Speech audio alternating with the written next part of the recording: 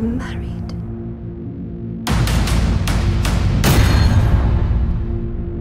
I was a good wife.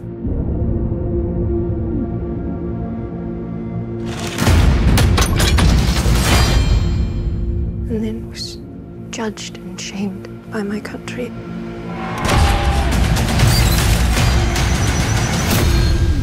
I say before all of you, I spoke the truth.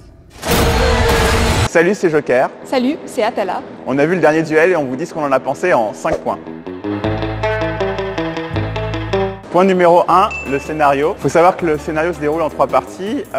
En fait, on a le point de vue de chaque personnage, les 2 duellistes et la femme qui est au milieu de ces 2 hommes. Je trouve ça assez intéressant comme manière de faire, parce qu'effectivement, à une même histoire, on a plusieurs vérités. Si ça reste intéressant de pister les différentes subtilités de point de vue d'une même scène, c'est quand même assez agaçant finalement de revoir les mêmes choses. Le film gagne en longueur, c'est un peu dommage. J'ai trouvé la structure du film hyper intéressante et assez stimulante parce qu'elle est très proche du film Rashomon, mais on peut aussi la rapprocher d'un film de procès et tout ça dans un film médiéval. Personnellement, j'ai beaucoup aimé, mais c'est vrai que du coup, le rythme du film peut paraître assez déroutant pour certains. Je sais que par exemple, moi j'ai mis un peu de temps pour rentrer dans le film. La première partie, j'étais pas très impliquée, mais dès que la deuxième partie est arrivée, j'ai compris les ficelles et j'ai trouvé ça assez cool. Point numéro 2, la réalisation. Donc là, clairement, Papy Ridley, il a la bouteille. Et heureusement, on trouve un plutôt bon Ridley Scott et pas son jumeau maléfique qui nous a sorti Cartel, Alien Covenant, etc.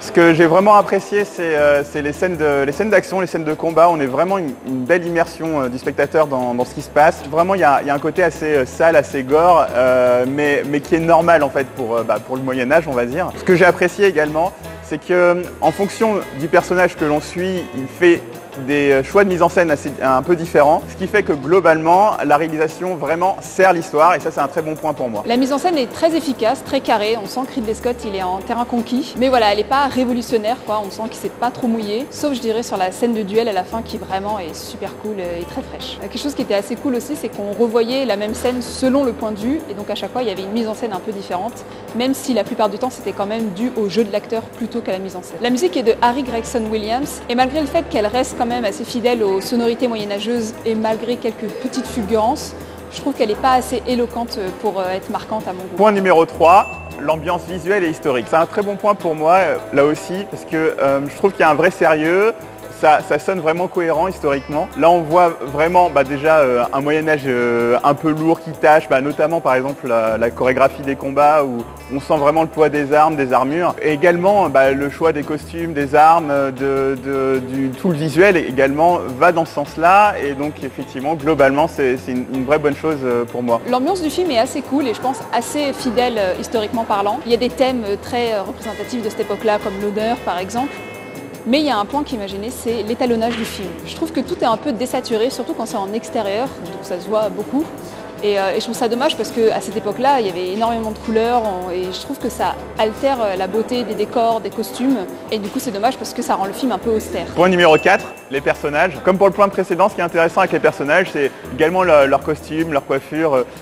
Surtout mention spéciale à la coupe dégueulasse de Matt Damon avec une sorte de mulet tout moche. Ces personnages-là sont servis par une belle performance d'acteurs. Et donc effectivement, Adam Driver, Matt Damon, Ben Affleck sont au top. Mais celle qui surnage à ce niveau-là, c'est Jodie Comer qui est même un ton au-dessus par rapport aux autres. C'est vraiment la valeur montante en ce moment et j'ai hâte de voir la suite effectivement de sa carrière. Et notamment, elle est prévue avec Ridley Scott pour son Napoléon, donc à voir. On a 3 personnages principaux et 3 points de vue différents et chacun est assez complexe et intéressant. Alors c'est beaucoup dû au scénario bien sûr, mais aussi beaucoup à la performance d'acteur. Évidemment que Adam Driver est super et que Jodie Comer aussi est très bien, mais le personnage qui m'a le plus touché c'est Matt Damon.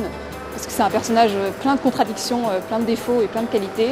Je trouve que c'était le personnage le plus intéressant. Point numéro 5, le message du film. Bon, apparemment, la condition féminine était pourrie au Moyen-Âge. Donc là, on enfonce un peu une porte ouverte. Du coup, ça peut nous inviter à nous poser la question de, finalement, la culture du patriarcat du XXIe siècle, comment elle nous influence, nous, comparé effectivement à la culture du patriarcat, comment elle influençait ces hommes à ce moment-là, qui effectivement semblaient de bonne foi finalement dans leur maltraitance envers les femmes. A noter que le scénario a été écrit par Nicole Holofcener, Matt Damon et Ben Affleck, qui se retrouvent après Will Hunting, ce qui a permis du coup de mieux fouiller le point de vue féminin et effectivement de peut-être donner corps à ce message du film justement. Ridley Scott nous démontre avec cynisme que certaines mentalités moyenâgeuses sont malheureusement autant d'actualité aujourd'hui. Le message part de lui-même bien sûr, mais je trouve ça chouette que Ridley Scott ait décidé de traiter un sujet moderne, mais en n'oubliant pas d'abord d'y apporter du divertissement, parce que c'est pour ça qu'on va voir un film à la base, c'est pour d'abord être diverti, avant